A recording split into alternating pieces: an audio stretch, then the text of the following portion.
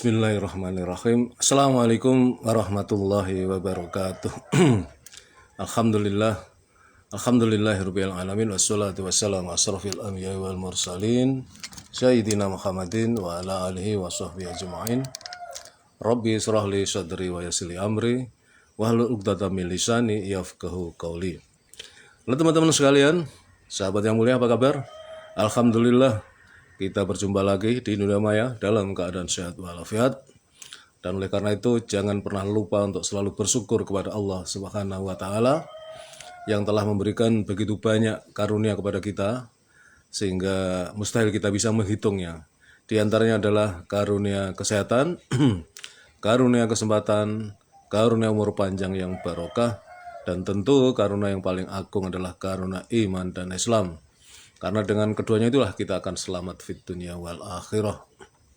Salawat serta salam semoga senantiasa terlimpahkan kepada uswatun hasanah kita baginda Rasulullah Muhammad sallallahu alaihi wasallam beserta keluarganya, para sahabatnya, dan semua pengikutnya, termasuk kita yang tentu mengharapkan syafaat beliau kelak di yaumil qiyamah.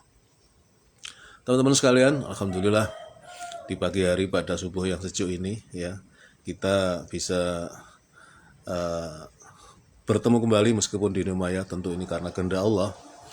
Dan pada kesempatan pagi ini saya ingin menyampaikan sesuatu yang kelihatannya hari ini akan meledak ya. Apa saya katakan meledak ya, jadi kalau segenap hati bangsa ini, rakyat negara ini bisa teguh bersatu, dipersatukan oleh situasi dan suasana kebatinan yang sama, kelihatannya hari ini akan terjadi sesuatu ya di negara kita ya. Saya mendapatkan banyak informasi dari media sosial, grup-grup WhatsApp ya, juga di platform yang lain ya seperti Facebook, bahwa hari ini rakyat ya, paling tidak di pusat politik dan budaya ya, katakanlah begitu ya. Kalau di Indonesia ini ukurannya Jakarta ya, dan kemudian di tempat saya tinggal Jogja ya, akan terjadi demo besar-besaran ya, ajakan untuk melaksanakan demonstrasi besar-besaran ya. Banyak yang berharap dan berdoa mudah-mudahan menjadi awal dari people power ya. Kenapa sampai terjadi demikian? Ya, karena eskalasi sosial politik di negara kita ini makin hari makin mengarah kepada terjadinya suatu kekuasaan yang kemudian menjadi sangat dolim, yang sangat-sangat dolim, yang tidak bisa ditolerir ya. Karena yang sekarang masih berkuasa meskipun tinggal hitungan bulan, itu memanfaatkan sisa-sisa waktu kekuasaannya untuk melakukan kebijakan-kebijakan yang tidak lagi berpihak kepada rakyat ya. Kurang tepat kalau saya menggunakan tidak lagi, artinya di hari-hari yang lalu dia mungkin berpihak kepada rakyat, sama sekali tidak berpihak kepada rakyat ya. Selama 10 tahun berkuasa tidak berpihak kepada rakyat, dan hari-hari terakhir ini justru yang dipikirkan adalah keluarga dan kelompoknya sendiri ya. Yang terakhir yang menjadi trigger atau pemicu ya, yang insya Allah hari ini menjadi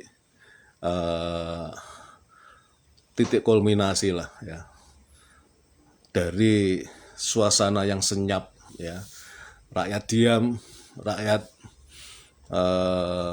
senyap begitu, hari ini kelihatannya akan meledak karena itu tadi ya, pemicunya adalah Pilgub di DKI ya, karena DKI tetap bagaimanapun ya menjadi barometer perpolitikan nasional.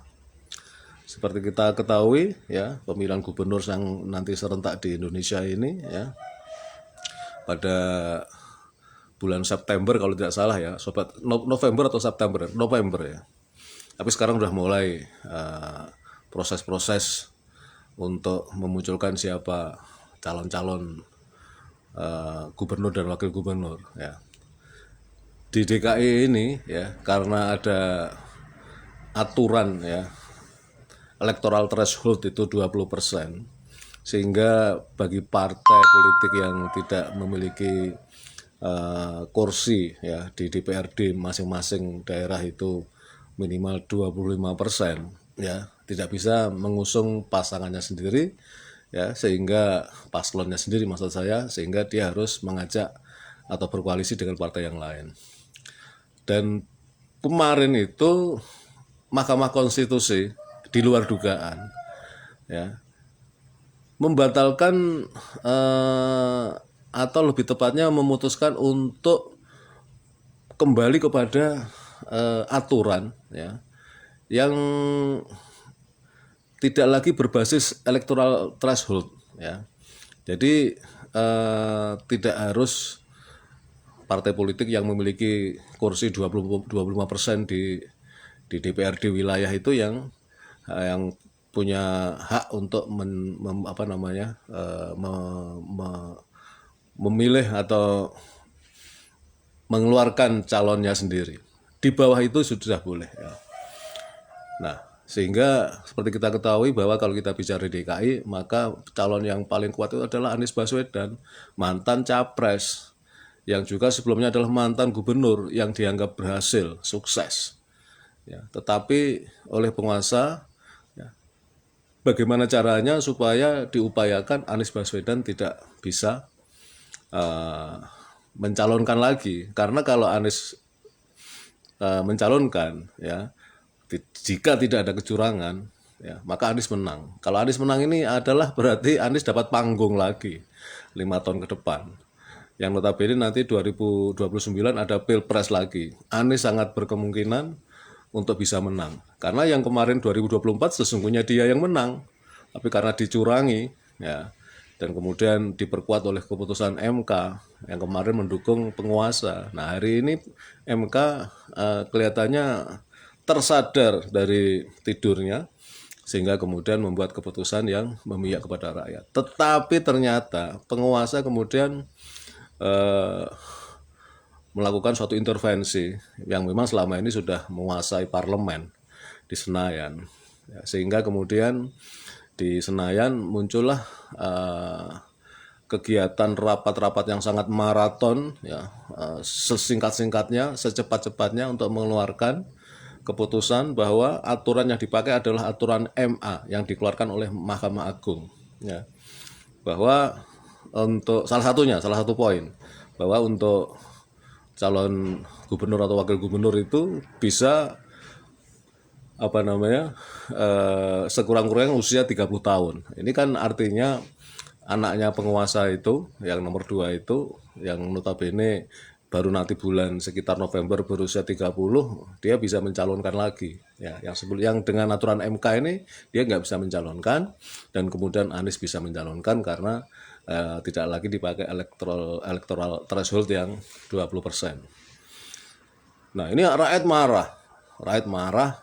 Dan hari-hari ini saya juga mendapatkan video lagu yang dulu dikumandangkan oleh Buya Hamka, almarhum Buya Hamka di tahun 50-an dan 60-an ya. Kalau 50-an itu ya pasca meletusnya pemberontakan PKI 48 Madiun, dan yang 60-an itu artinya pada masa-masa ketika terjadi G30 PKI. Ini lagu seruan jihad ya. Mungkin kurang jelas karena ini saya pakai HP saya ini,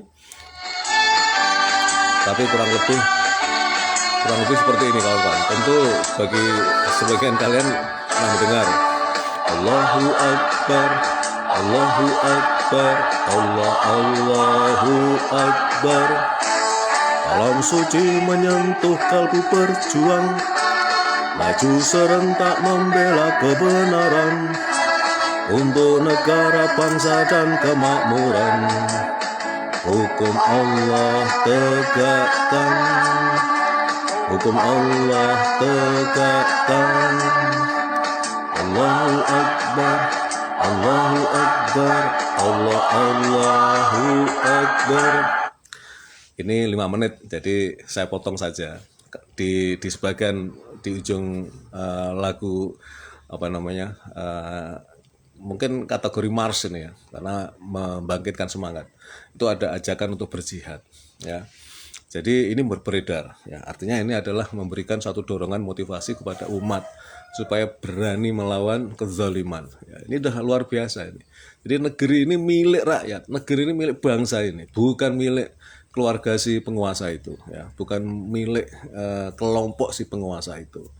Yang di hari-hari terakhir kekuasaannya makin ngawur, makin brutal di dalam memperlihatkan kebengisan kekuasaannya. Dia tidak lagi berpikir untuk masa depan bangsa ini, bagaimana supaya lebih baik, tapi dia berpikir bagaimana dinastinya, ya, terus bisa berkuasa, ya. Bahkan pengamat politik Rocky Gerung mengatakan si penguasa ini sudah menyiapkan suatu planning panjang sampai ke cucunya, ya, yang sekarang masih balita itu dipersiapkan untuk dapat panggung politik, ya, nanti sampai ketika mencapai Indonesia Emas 2024 yang kemudian sekarang dipelesetkan menjadi Indonesia Cemas kalau mereka yang berkuasa terus. Nah, 2 omnya ini, ya, bahkan 3, yang 1 menantunya yang di Medan itu dipersiapkan untuk menguasai titik-titik penting di Republik ini, ya, sehingga kemudian yaitu tadi yang saya katakan, tidak lagi berpikir tentang masa depan bangsa, masa depan rakyat, tapi untuk berpikir, ya, pada kekuasaan keluarga atau dinastinya saja ini. Kelihatannya pelongo-pelongo, ya, tetapi ternyata mengerikan, ya. Jadi selama 10 tahun berkuasa itu dengan gayanya yang desa itu ternyata dia adalah seseorang yang sangat mengerikan, ya. Ambisinya, ya, keserakahannya itu luar biasa. Dan hari-hari ini, ya, akumulasi kemarahan rakyat mudah-mudahan memang menjelma menjadi suatu ledakan, ya. Jadi tadi yang di awal saya katakan, kalau hati segenap bangsa ini bisa dipersatukan, bisa, ya, menyungkurkan kekuasaan penguasa yang zalim, yang lalim itu, ya. Karena 250 juta masa tidak bisa mengatasi kekuasaan yang zalim dari si pelongo-pelongo itu, ya.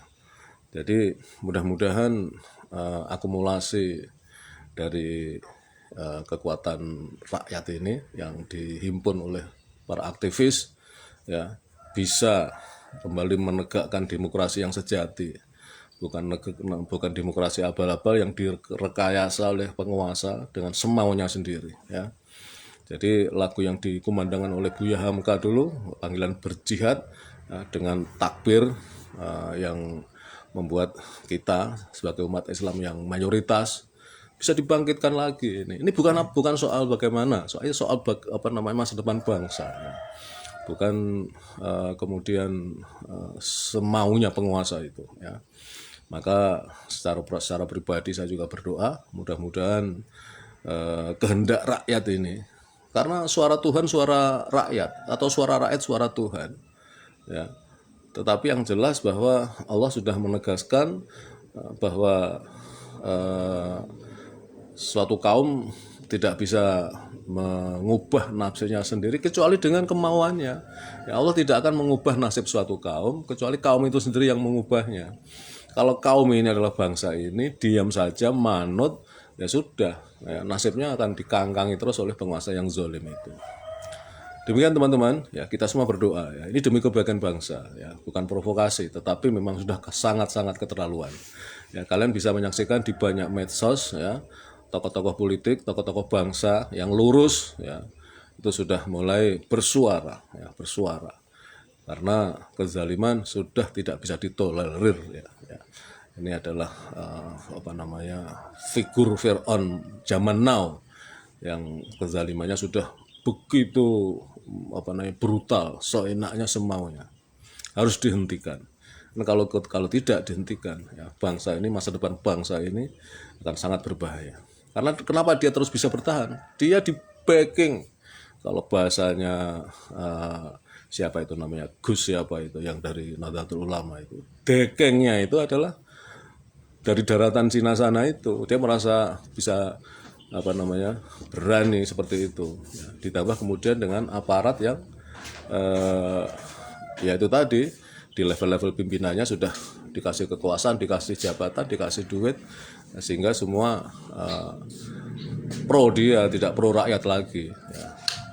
Demikian teman-teman yang bisa saya sampaikan, mudah-mudahan bermanfaat. Terima kasih kepada yang sudah menonton saat ini, ya, Mbak Nurul Wetiani, teman saya SMA, dan Om Febri ini yang memberikan atensi atas kunjungannya menonton. Terima kasih, dan mudah-mudahan kita semua selamat, bangsa ini selamat, ya, tetap bisa eksis, ya, karena dikhawatirkan 2030 ini bisa hilang, bisa lenyap ini bangsa ini. Ya, bukan lenyap nggak ada, seperti kata Cak Non, ya, masih ada. Ya, bangsa ini, negara ini masih ada, tapi bukan milikmu, bukan milik rakyat. Kita semua menjadi jongos. Ya. Terima kasih, mohon maaf atas segala perhatiannya. Assalamualaikum warahmatullahi wabarakatuh.